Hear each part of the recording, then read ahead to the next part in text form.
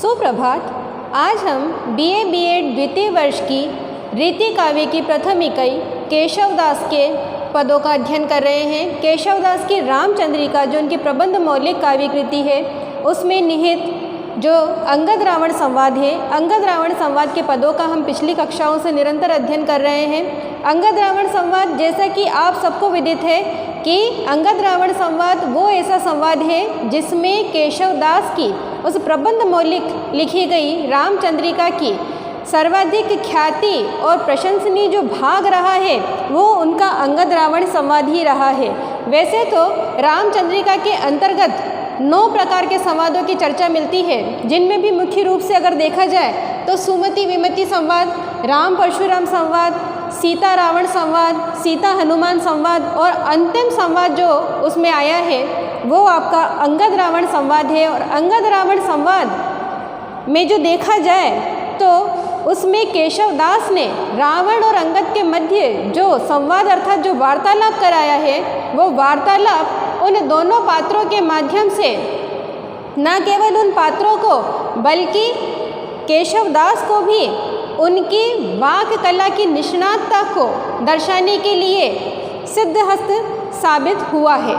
तो जो अंगद रावण संवाद है उसमें जो पात्र दोनों जो आपसे जो चर्चा करते हैं, जो संवाद करते हैं कि रावण के बातों का जो जवाब अंगद प्रस्तुत करते हैं और अंगद के संवादों का जो जवाब रावण प्रस्तुत करता है, वो एक दूसरे पर व्यंग बाणों की वर्षा के माध्यम से वे करते हैं। क्योंकि अंगद परम राम भक्त है और रावण परम शत्रु है राम के, तो जो एक दूसरे पर जो व्यंग कसते हैं उस व्यंग को हम अंगद रावण संवाद के अंतर्गत देख सकते हैं। लेकिन इतना इस बात में कहने पर ही ये बात साबित नहीं हो जाती कि मात्र व्यंग बाणों की वर्षा हुई है, लेकिन व्यंग तो किया है एक दूसरे पर, आक्षेप करते हैं दोनों एक दूसरे पर, लेकिन एक मर्यादा में रहकर, एक शिष्टता में रहकर। क्योंकि इसका जो रामचंद्रिका जो ग्रंथ लिखा है, इसका उपजीव्य ग्रंथ रामायण और रामचरितमानस रहा है।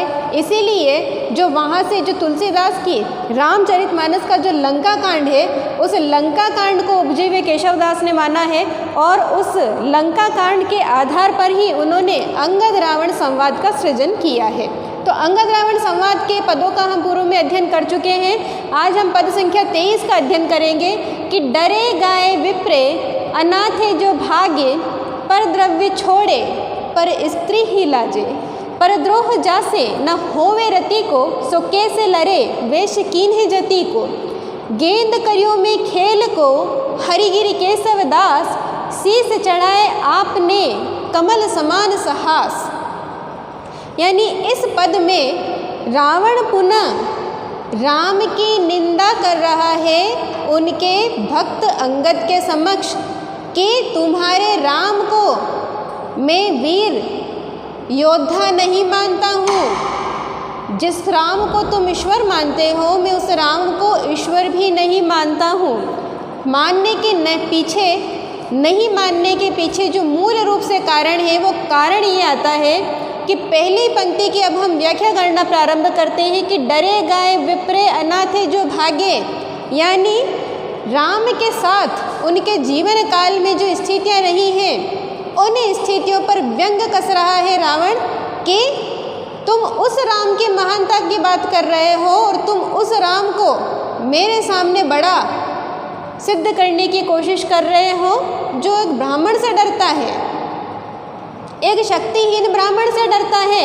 अनाथे जो भागे अर्थात अनाथों की तरह अपना राजपाट छोड़कर भाग गया। जब उसके छोटे भाई भरत ने उसे राज्य से निष्कासित किया तो वो उसका विरोध भी नहीं कर सका, ना उसे युद्ध कर सका, और क्या हुआ, अनाथों की तरह अपना राजपाट छोड़कर भाग गया।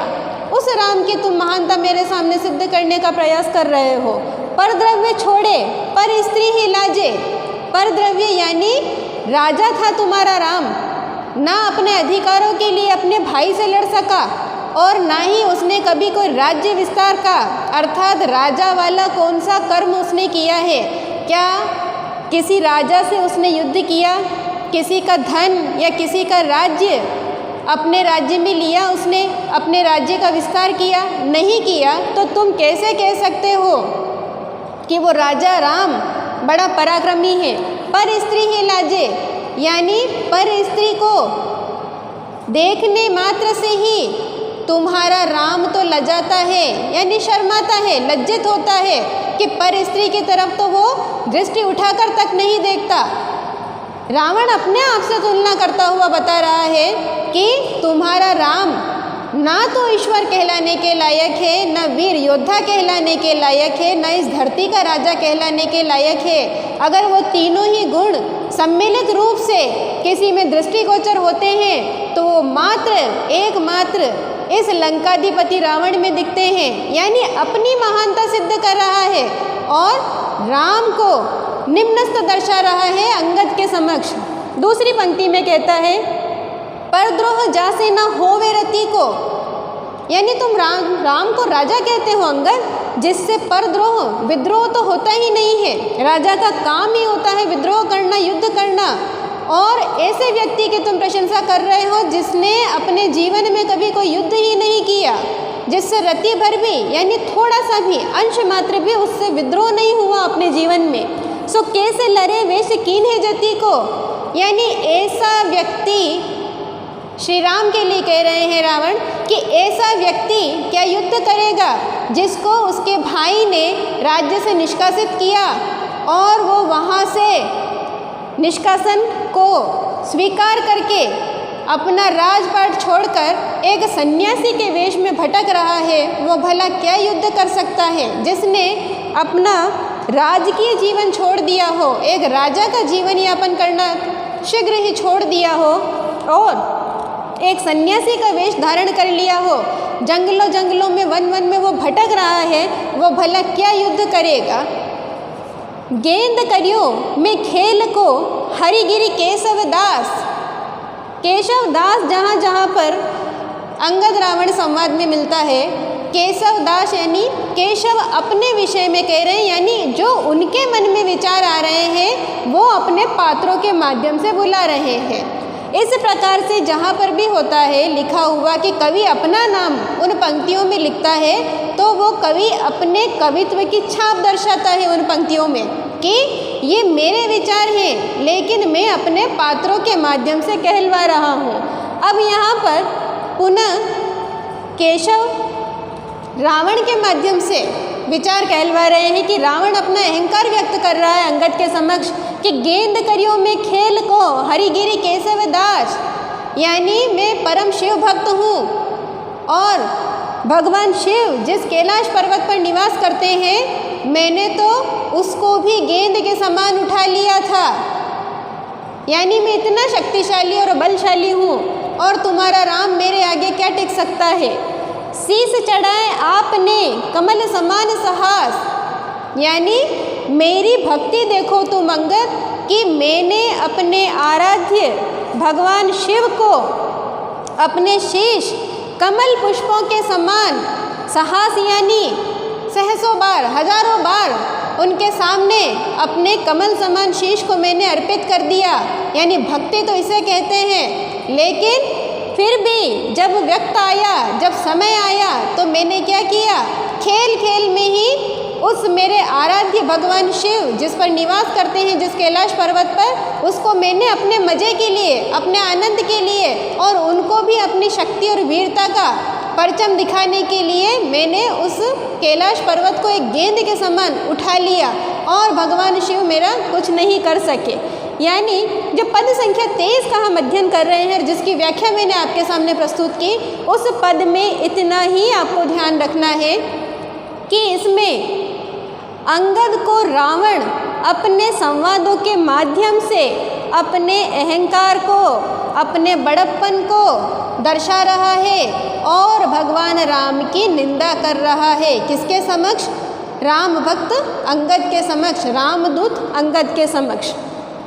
पद संख्या 24 का अध्ययन हम करेंगे कि जैसो तुम कहत उठायो एक गिरिवर, ऐसे कोटि कपिन से बालक उठावही, काटे जो कहत शीस काटत घनेरे घाग, भागर के खेले कहाँ भटपद पावही, जीत्यो जो सुरेश रन साप ऋषि नारी ही को, समझहु हम द्विज नाते समझावही। गही राम पाए सुख पाई तरे, तपि तप सीता जो को देहि देव, दुंदुभि बजावही। यानी रावण का संवाद सुन लिया है अंगद ने। अब रामदूत अंगद पुनः अपने संवादों के माध्यम से रावण के इस दर्पपूर्ण उक्तियों का अकाट्य यानी जो काटा न जा सके ऐसा तर्क प्रस्तुत कर रहा है और व्यंग कसेगा। वो व्यंग किस प्रकार कसता है अंगद रावण पर, उसका अध्ययन हम करेंगे कि जैसो तुम कहत उठायो एक गिरिवर। जिस कैलाश पर्वत को उठाने की रावण चर्चा कर रहा था, अब उसी का जवाब अंगद उसे प्रस्तुत कर रहा है कि हे रावण, जिस कैलाश पर्वत के लिए तुम कह रहे हो कि मैंने खेल खेल में गेंद के समान उसे उठा लिया था, ऐसे कोटि कपिन से बालक उठा वही।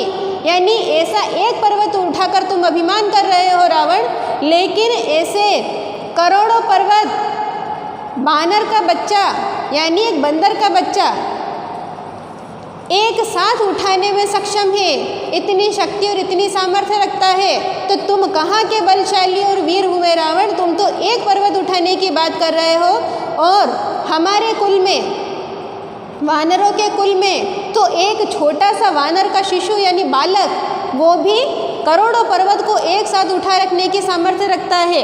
काटे जो कहते शीश, काटत घनेरे घाघ। और जो तुम शीश काटने की चर्चा कर रहे हो कि मेरी भक्ति इतनी महान है कि भक्त के रूप में मैंने भगवान शंकर को अपने शीश अर्पित किए, तो जिस शीश को काटने की तुम बात कहते हो, ये कोई बहुत बड़ी बात नहीं है जो तुमने किया है। भागर के खेले कहाँ भट्ट पद पावही। यानी ऐसे मस्तक तो जो जादूगर होता है, जादू दिखाता है, तमाशा करता है, वो तो ऐसे मस्तक खेल खेल में ही काट देता है, तो क्या उसे हम महान मान लेंगे।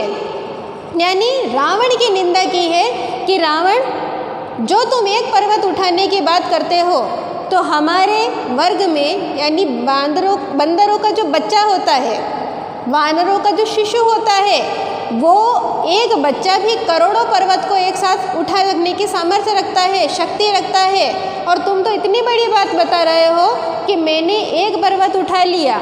दूसरी बात जो कहते हैं कि जिस शीश को तुम काटने की चर्चा करते हो कि मैंने अपना मस्तक अर्पित किया भगवान शंकर को, तो ऐसे मस्तक को काटने से तुम महान नहीं हो जाते, क्योंकि ऐसे तो कई मस्तक जादूगर अपना खेल दिखाने के लिए, जादू का खेल दिखाने के लिए लोगों को भ्रमित करके, अचंभित करके अपने खेल खेल में ही काट देता है, तो क्या वो महान योद्धा हो गया? ऐसा नहीं हो सकता। जीत्यो जो सुरेश रन साप ऋषि नारी ही को। यानी इस पंक्ति में अंगद पुनः रावण से कह रहा है कि जो युद्ध तुमने इंद्र से लड़ा रावण और विजय प्राप्त की, वो विजय तुमने इसलिए प्राप्त की और इंद्र तुमसे पराजित इसलिए हुआ क्योंकि इंद्र को गौतम ऋषि की पत्नी अहिल्या के साथ दुष्कर्म करने की सजा मिली थी। अगर इंद्र ने ऐसा अनैतिक कृत्य नहीं किया होता, गौतम ऋषि की पत्नी के साथ ऐसा दुष्कर्म नहीं किया होता, तो वो शापित नहीं होते और कतई वो तुमसे युद्ध में कभी पराजित नहीं होते और ना तुम कभी देवलोक को जीत पाते। समझाऊँ हम द्विज नाते समझा वही। यानी मैं खुद भी ब्राह्मण हूँ और तुम मुझे ऐसी धर्म कर्म की बातें मत समझाओ रावण, तुम्हें मुझे ज्ञान देने की आवश्यकता नहीं है। गही राम पाई सुख पाए करे तपि तप। और मेरे श्री राम की कृपा ऐसे ही प्राप्त नहीं हो जाती। कई तपस्वी कई वर्षों से उनकी साधना कर रहे हैं, उनकी तपस्या कर रहे हैं, तब जाकर भगवान राम का आशीर्वाद उन्हें प्राप्त होता है। वो कोई साधारण या सामान्य मनुष्य नहीं है जैसी तुम उनकी चर्चा कर रहे हो। वो प्रभु श्री राम हैं और उनका आशीर्वाद पाने के लिए करोड़ों करोड़ों साल तपस्या करनी पड़ती है, तब जाकर उनका कहीं आशीर्वाद भक्त को प्राप्त होता है। सीता जो को दही देव दुंदुभि बजावही, यानी आज भी चेतावनी दे रहे हैं अंगद रावण को कि आज भी तुम्हारे पास समय शेष है, अपनी भूल को स्वीकार कर लो और अपने इस अमर्यादित कर्म कौन सा किया था कि उन्होंने पर स्त्री को यानी रावण ने श्री राम की विवाहिता स्त्री माता सीता का छल पूर्वक हरण किया था और उन्हें बंदी बनाकर अपनी लंका नगरी में रख रखा था। ये इस अनैतिक कर्म के लिए अंगद रावण को पुनः चेतावनी दे रहे हैं कि श्री राम को माता सीता मर्यादा पूर्वक रावण पुनः लौटा दो। तुमने जो ये कर्म किया है वो बहुत ही अनैतिक कर्म किया है। आज भी समय शेष है, माता सीता उन्हें लौटा दो श्री राम को और अपने द्वारा किए गए बुरे कर्मों की उनसे क्षमा याचना करो और प्रभु श्री राम की भक्ति करना प्रारंभ कर दो।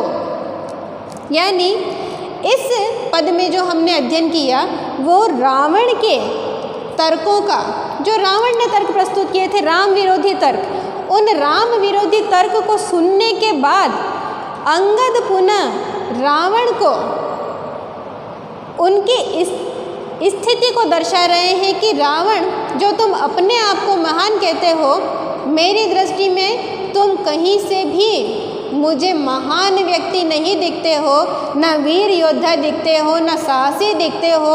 और जिस भक्ति की तुम बात करते हो, क्योंकि भक्ति की बात भी तुम अहंकार के साथ कर रहे हो, अपने घमंड को प्रदर्शित करने के लिए कर रहे हो, तो तुम तो एक अच्छे भक्त भी नहीं बन सके। यानी अंतिम पंक्ति को मैं पुनः दोहराऊंगी आपके सामने कि सीता जी को देही देव दुंदुभि बजावही, यानी सीता जी को, माता सीता को श्री राम को मर्यादा पूर्वक लौटा दो राम। और जैसे ही तुम ये कर्म करोगे, देवलोक के जितने भी राजा हैं, जितने भी देवता हैं, सुर हैं, दुंदुभि बजावही, यानी मंगल वाद्य यंत्र तुम्हारे इस श्रेष्ठ कर्म पर बजाएंगे और तुम्हारी संसार में जय जयकार हो जाएगी। लेकिन वक्त रहते तुम्हें ये कार्य संपूर्ण करना पड़ेगा। तो अभी तक हमने पद संख्या 23 और पद संख्या 24 का अध्ययन किया। अब हम पद संख्या 25 का अध्ययन करेंगे कि तपि जपि विप्रन क्षिप्र ही हरि, अदेव द्वेषी सब देव संहरो, सिया न देहो यह नेम जी धोर, अमानुषी भूमि अबानरी करो। अंगद की बातें सुन ली रावण ने। अब रावण का दर्प और अधिक बढ़ गया और अब क्योंकि संपूर्ण ब्रह्मांड का राजा बन चुका है, एक छत्र उसका राज्य चल रहा है, तो रावण के अहंकार का कोई पारावार नहीं है। और अब जब अंगद ने कह दिया कि तुम अच्छे राजा नहीं हो, अच्छे भक्त नहीं हो, अच्छे इंसान नहीं हो, तो यानी इतना सब अपने विपरीत तथ्यों को सुनने के बाद अहंकार के साथ साथ अब रावण के क्रोध का भी पारावार नहीं रहा। और अब वो अंगद से पुनः कहता है कि तपि जपि विप्रन क्षिप्र ही हरि, तपि अर्थात तपस्या करने वाला, जपि यानी जप करने वाला, ईश्वर का नाम स्मरण करने वाला, विप्रन यानी ब्राह्मण, और क्षिप्र ही कहा गया है क्षत्रियों के लिए, हरि, अदेव देशी सब देव संहरो, अदेव यानी राक्षस विरोधी, राक्षस विरोधी कौन है? देवता। अदेव द्वेषी सब देव संहरो, यानी मैं किन किन का संहार करूँगा अंगद। अब तुम मेरी बात को ध्यान पूर्वक सुनो। कौन कह रहा है? ये रावण अंगद से कह रहा है कि हे अंगद, मैं तपस्या करने वाले तपी को, ईश्वर नाम स्मरण करने वाले या ईश्वर का नाम का जप करने वाले जपी को, विप्रन को यानी संपूर्ण संसार में पाए जाने वाले ब्राह्मणों को, क्षिप्रही को यानी क्षत्रियों को, और अदेव द्वेषी यानी असुरों के जो विरोधी हैं, जो देवलोक के जितने भी देवता हैं, उन सब का क्या करूँगा? उन सब का मैं संहार कर दूँगा, उन सब का मैं वध कर दूँगा। सिया न देहो ये नेम जी धरो।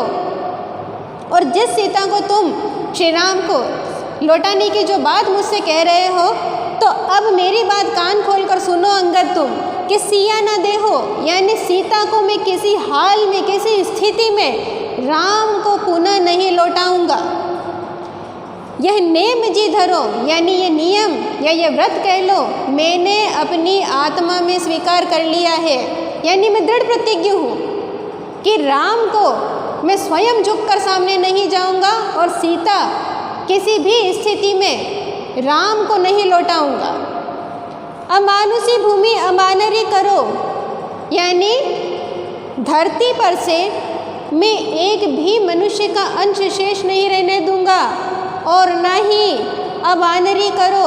और जिस बंदरों की टोली और बंदरों के समूह की राम ने सेना बना रखी है और तुम जो बंदरों का समूह राम के नाम की माला जपते हो, राम की महानता सिद्ध करते हो, उसके साथ उसके सहयोगी बनकर कार्य करते हो, तो मैं इस संसार में, इस पृथ्वी पर एक भी मनुष्य और एक भी बंदर को शेष नहीं रहने दूंगा, मैं सबका संहार कर दूंगा। यानी पद संख्या जो 25 का हमने अध्ययन किया है, इसमें रावण का अहंकार प्रकट हुआ है पुनः, कि रावण कह रहा है कि मैं इस संसार पर या इस धरती पर अब किसी को रहने नहीं दूंगा।